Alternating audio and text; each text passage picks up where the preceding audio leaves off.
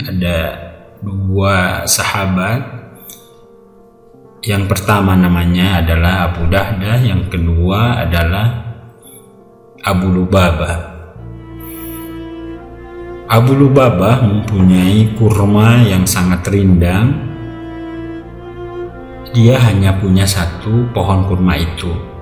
Pohon kurma itu rindang dan bersebelahan dengan rumah anak yang yatim piatu.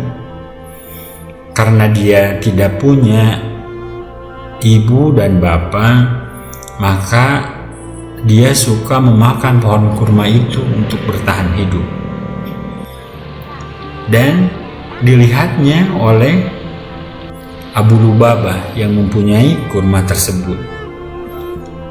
Dan dia tidak ridho. Kenapa? Karena kurmanya dimakan oleh anak yatim tadi. Dan Abu Lubabah mengadukannya kepada Rasulullah Shallallahu Alaihi Wasallam. Dan Rasulullah Shallallahu Alaihi Wasallam memanggil yang memakan kurmanya Abu Lubabah. Setelah dipanggil, Rasulullah SAW bertanya kepada anak tadi, "Kenapa engkau memakan harta yang bukan milik kamu?" Kata anak kecil itu menjawab bahwa saya adalah yatim piatu. Saya sudah tidak mempunyai ibu dan tidak mempunyai bapak. Dan saya itu adalah tidak ada cara lain kecuali makan saya dengan kurma itu. Mungkin itu adalah hak saya selaku anak yang yatim piatu. Dan Nabi pun kata sama Abu Lubabah, "Wahai Abu Lubabah, maukah engkau menukarkan pohon kurma itu dengan pohon kurma yang ada di surga?" Pohon kurma yang sangat besar, sangat lebat. Sampai di riwayat menyatakan bahwa naungannya itu kalau berjalan 100 tahun maka baru akan keluar dari naungan pohon tersebut.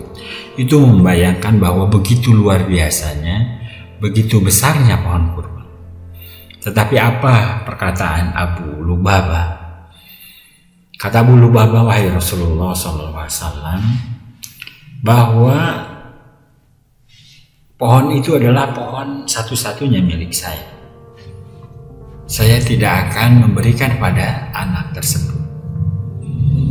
Ternyata perkataan itu, dialog antara anak, Rasul dan Abu Lubabah terdengar oleh Abu Dahdah. Setelah beres percakapan itu, langsung Abu Dahdah masuk kepada rumah Rasulullah SAW.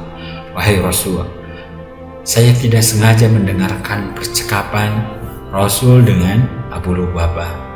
Apakah itu bisa berlaku untuk saya?" Kata Rasulullah SAW, "Oh, tentu saja." Kata Abu Dahdah, "Saya akan beli pohon itu." "Oh, silahkan." Dengan seperti itu, maka Abu Dahdah akan mendapatkan penggantinya yang sangat luar biasa, sangat menguntungkan. Tijaratun lan tabur, perniagaan yang tidak akan pernah rugi.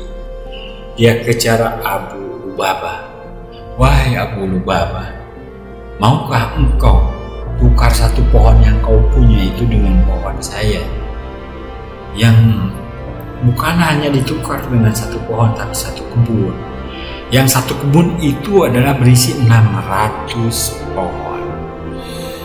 Kata Abu Lubabah, "Siapa yang tidak tahu dengan kebun engkau, wahai Abu Dahdah? Kebun kurma engkau adalah kebun yang sangat luar biasa.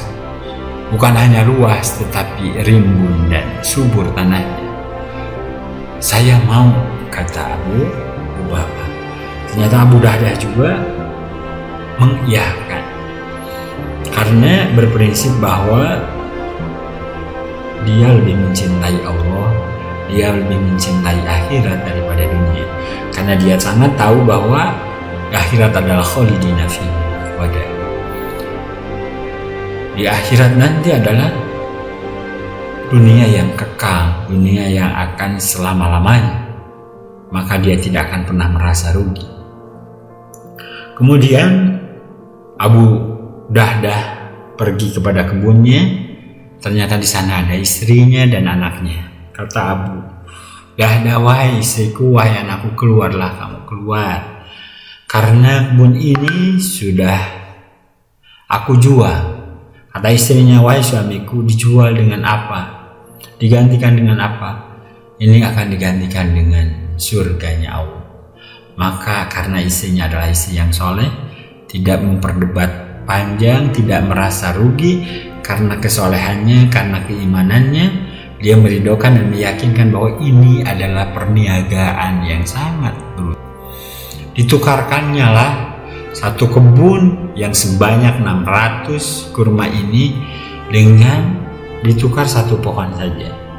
Tetapi janji Allah, barang siapa yang bersedekah di jalan Allah, maka Allah akan lipat gandakan. Dalam surat Al-Baqarah dinyatakan bahwa permisalan orang yang sedekah di jalan Allah, kama salihabbatin anbatat sab'a sanabil fi kulli sumbulatin mi'atu habbah. Itu bagaikan biji yang ditanam yang melahirkan 7 ranting, dan di setiap ranting mi'atu habbah, ada 100 biji. Artinya 1 biji berbanding 700 biji. Karena meyakinkan ayat-ayat Allah dan meyakini bahwa akhirat adalah lebih utama daripada surga, maka dia berani menukarkan kurma 600 pohon dengan 1 pohon. Pada akhirnya betul janji Allah bukan hanya di akhirat, Abu Dahdah tidak menjadi miskin, tetap menjadi kaya, dan Allah janjikan di surga nanti dia mendapatkan sesuatu hal yang indah, penggantinya yang lebih besar lagi. Mudah-mudahan dari cerita ini kita bisa mengambil hikmahnya bahwa tidak akan ada kerugian kalau kita bersedekah karena Allah. Ingatlah, bersedekah itu harus lillah, harus karena Allah. Karena kalau kita bersedekah bukan hanya karena Allah, seperti pasir di atas batu, fa'asabatuhum wabilun fataraqahu solda. Seperti pasir di atas batu, maka turun hujan yang sangat deras, maka pasir itu tidak akan tersisa sedikit pun. Sekali lagi, hikmah yang sangat besar bahwa cerita ini mengajarkan tentang sedekah. Sedekah ini terasanya bukan hanya di akhirat nanti, tapi di dunia juga akan terasa. Mungkin tidak berupa harta, tetapi kita juga bisa merasakan kesehatan, ketenangan, ketentraman. Itu saja yang bisa disampaikan. Terima kasih. Assalamualaikum warahmatullahi wabarakatuh.